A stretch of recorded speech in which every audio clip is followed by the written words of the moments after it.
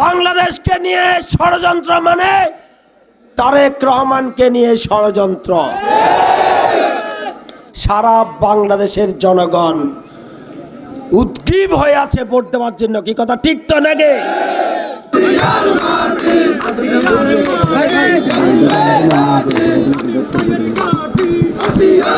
সংগ্রামী বন্ধুগণ, আজকে বাংলাদেশকে নিয়ে ষড়যন্ত্র হচ্ছে। কি কথা ঠিক তো? আজকে গণতন্ত্রকে নিয়ে ষড়যন্ত্র হচ্ছে। কথা ঠিক তো নাকি? আজকে নির্বাচনকে নিয়ে ষড়যন্ত্র হচ্ছে। কি কথা ঠিক তো? আমরা আজকের এই সভায় বলতে চাই, বাংলাদেশকে নিয়ে ষড়যন্ত্র মানে তারেক রহমানকে নিয়ে ষড়যন্ত্র। গণতন্ত্রকে নিয়ে ষড়যন্ত্র মানে তারেক রহমানকে নিয়ে ষড়যন্ত্র।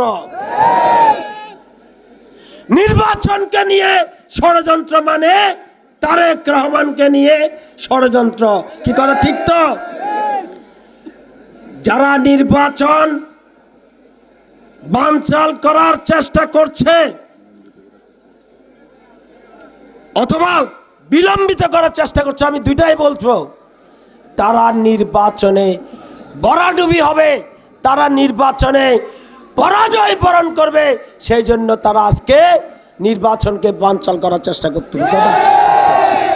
এই ব্যাপারে আমাদেরকে সতর্ক থাকতে হবে। কি সজাগ আছেন না? আমরা মনে করে মাননীয় প্রধান উপদেষ্টা তিনি বলেছেন আগামী ফেব্রুয়ারিতে প্রথমার্ধে জাতীয় সংসদ নির্বাচন হবে। আমরা মনে করি ফেব্রুয়ারির প্রথমার্ধে নির্বাচনের জন্য হাতিয়ার সহ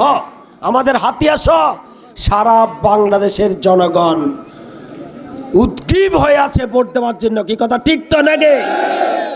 তাই আমি মনে করি নির্বাচন ইনশাল্লাহ মাননীয় প্রধান উপদেষ্টা বলেছেন যে ফেব্রুয়ারি প্রথমার্ধে নির্বাচন হবে।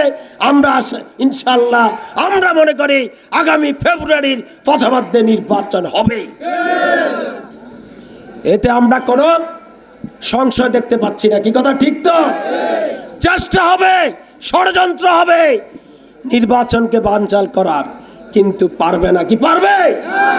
আমরা আপনারা ঐক্যবদ্ধ থাকলে কি পারবে? জনগণ এখন ভোটে নেমে পড়েছে।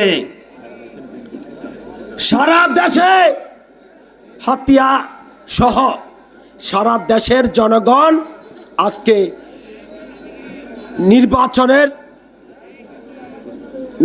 নির্বাচনের ট্রেনে উঠে যাত্রা করেছে, নির্বাচনের ট্রেনে উঠে গিয়েছে। কি কথা ঠিক তো নাকি?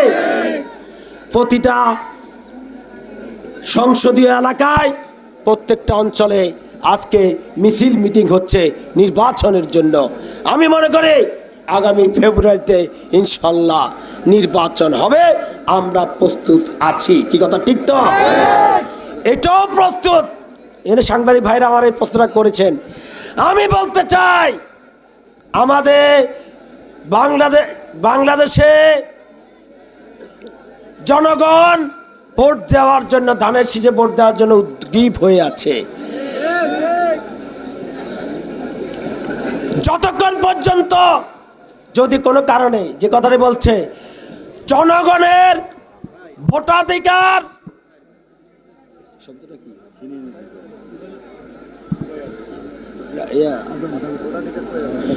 জনগণের